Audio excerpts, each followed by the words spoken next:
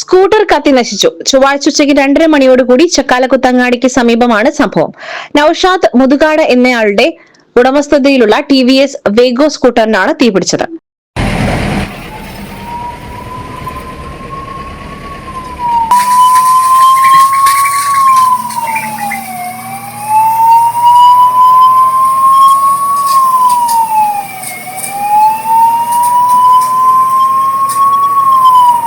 നിലമ്പൂർ അഗ്നിരക്ഷാ സേന grade station officer K. Yusuf അലിയുടെ നേതൃത്വത്തിൽ senior fire and rescue officer A. Markose, fire and rescue ഓഫീസർമാരായ Sooraj O, Muhammad Shafi P, Sreeraj A, Sanju K, Anoop KK, Akhil TS, home guard PC Chacko എന്നിവരും ചേർന്നാണ് തീയണച്ചത്.